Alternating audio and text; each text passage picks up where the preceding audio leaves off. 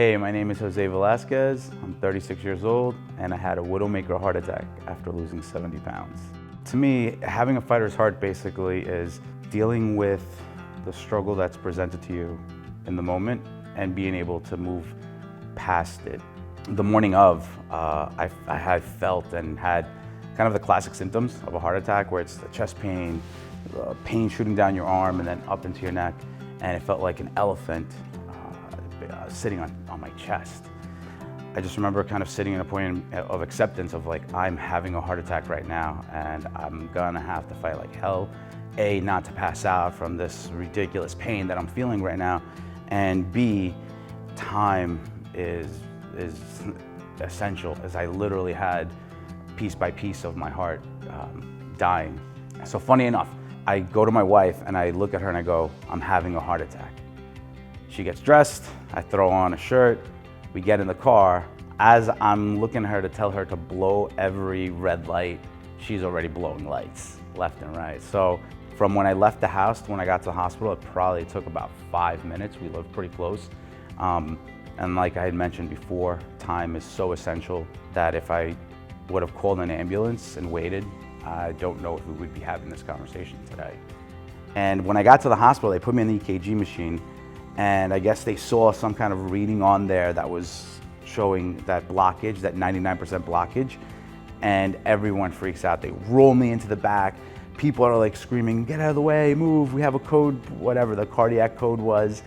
And they give the strip to the, I guess, the attending physician at the hospital.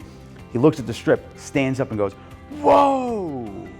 Not exactly what you want to hear in that situation. So yeah, the things that were going through my mind were kind of crazy, but there's this creature called a Dementor in Harry Potter that, like, in the movie, you see it physically is like sucking your soul out. That's what I felt when we walked into this room and I heard the nurse say, no, you have to bring him to the other side. It was like a deflation, like my will had been kind of taken at that moment, and I just felt this like Dementor just start pulling at my soul.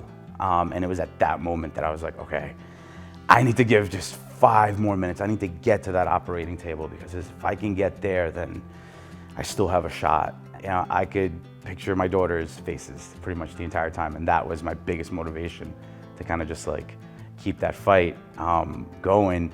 It literally felt like I grabbed onto that last little bit, that last 20%, and just held on to that and made it to the operating table. And then what was supposed to be a routine hour procedure turned into a 3-hour ordeal for the doctor, who ended up saving my life, thankfully. But you know, it was pretty intense up until that point. You know, as a business owner, entrepreneur, a lot of what we do, anybody that's kind of out there in the business world, you know that if you're not physically out there, either networking or making new connections or kind of driving your business forward, you know, for me it was in real estate, it's very difficult to continue those relationships. And what happened was, as we kind of all saw, real estate shot up during that time. So that those 8 months that I was laid up at home, basically unable to get up or move much, I spent those 8 months just recovering so I can walk up 1 flight of stairs. So for me, it basically made me have to revamp and rethink my entire business pretty much, you know, overnight. And that kind of led me to opening up the 2 new businesses that I've opened up now in 2022, which are pretty exciting. You know, something that I'm proud of, and it's been a long time coming. What I think it really did for me was put the 2 elements of my life that I loved the most, which was kind of the business world and my family, and really help put it together. You know, again, part of that whole production thing, I have my daughters in some videos now, and they love it. I kind of make it more of a family affair. So that has been more of a shift for me, has been really mixing the 2, business and family, together as much as I can. Those 8 months of recovery, you do fall into a depression of sitting at home on your couch and not being able to do things, and just getting up is a struggle. I would say that you just have to literally take it 1 day at a time. The recovery is a marathon, it is not a sprint.